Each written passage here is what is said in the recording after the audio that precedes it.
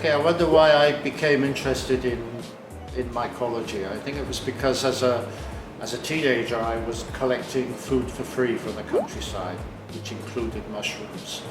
Then I went along to do my degree, and the degree was not so interesting, but I did a research project on nematodes in ducks, and that was really started to motivate me. And nematodes in ducks are the type of worm, correct? Worms that live in ducks. Oh, wow.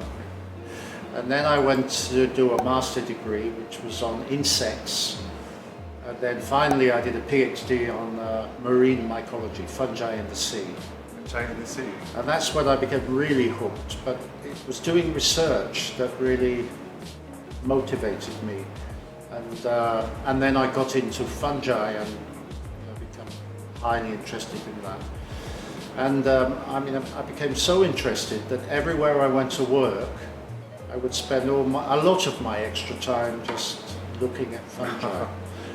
Though, for instance, I worked in Brunei Darussalam for 3 years as a high school teacher, and I had a house on the back of a mangrove, and I had a canoe, and I had a prow, which is a boat with an engine, and I used to go out collecting in the mangroves often, bring all my samples back. I had a microscope which I borrowed from UK in my house, and I'd spend every afternoon looking down the microscope. It sounds like an ideal space to do all your explorations, sort of a playground, so to speak.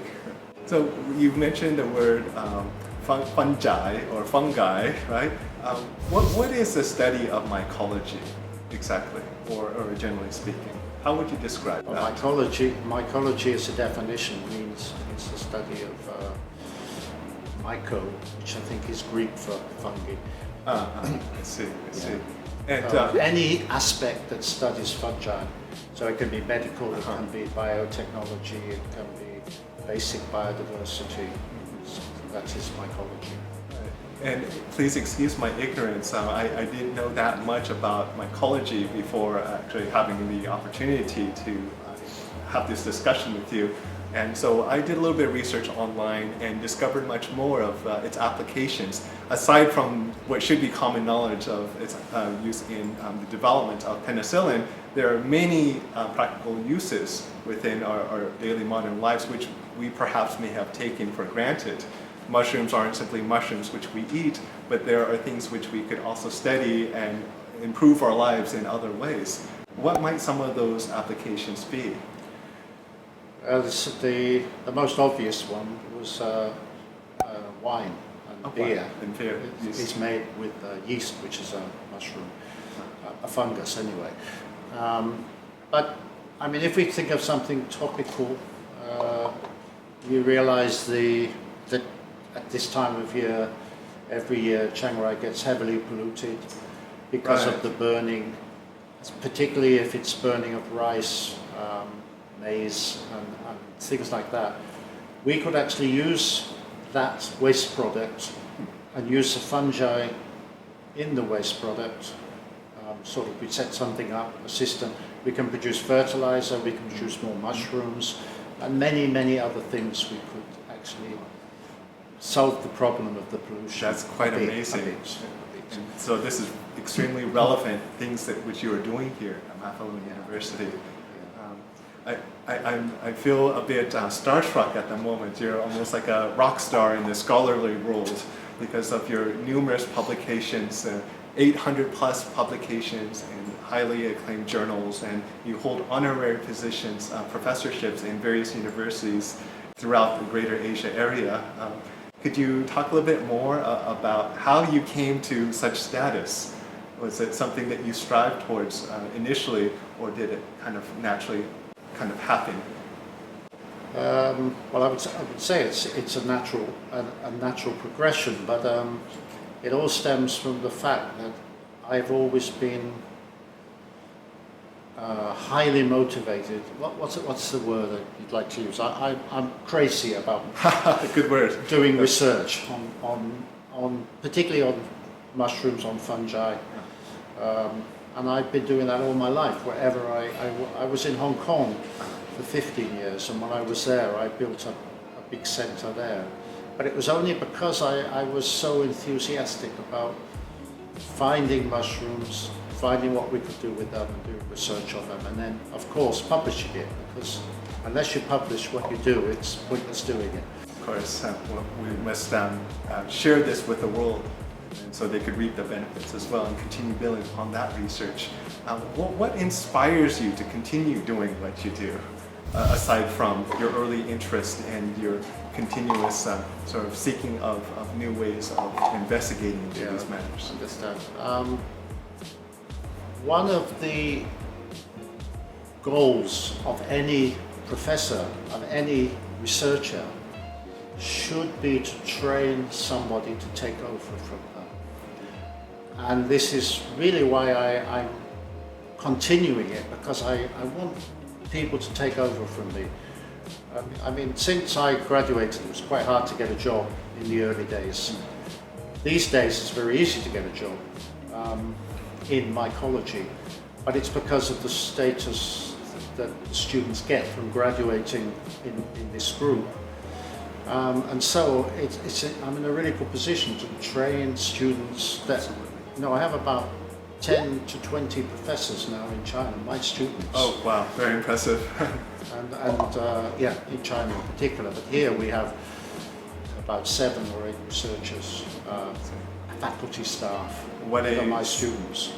Oh. And so it's always been my ambition to leave a legacy that can take over from me. Indeed you have, sir, and I'm sure that your contributions are extremely valued, not only here in the Asia area, but also within the field of mycology itself.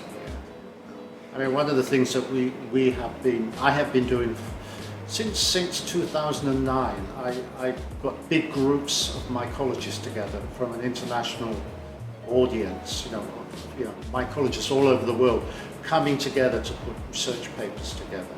And last year we published one particular paper, which was the outline of all fungi in the world, all fungi. And it's the first time it's ever been done, and we put a big group of about 150 international authors together to publish this paper. And it's the first time that there's really been a complete classification outline of the fungi. Goodness.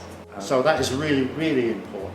Indeed it is, and I am beyond words at this very moment. I'm just trying to imagine how this was all organized and the level of impact this will bring, not only within the field of mycology, but within the sciences and even how we live our lives. Speaking of which, we're a bit also curious about your personal life, not so personal, but about what sort of things do you do outside of your profession which keep your batteries charged, so to speak? So I'm married with 2 children.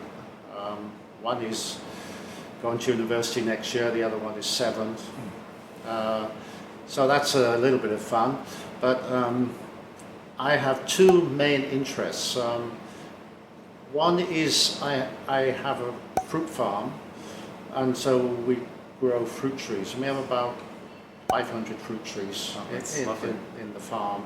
We also have ducks, chickens, so many different animals. Getting to the roots of things. I recently got interested in Thai cats, so we now have, we're starting to breed Thai cats. That's so. So we have Sufalak, Konja, the other one's Korat, Kalmia. All the different variations. These are all royal. They were bred by royalty, 200 or 300 years ago, right, and given to the various heads of government in parts of the world as presents. And so then there's now a program to try to get these cats breeding again. So there's one called Wianchamat, if I get it right, and that looks like a Siamese cat. The traditional. But it's a Thai one. That's a much fatter neck. Oh, right. Before they were bred to be to have certain features, right?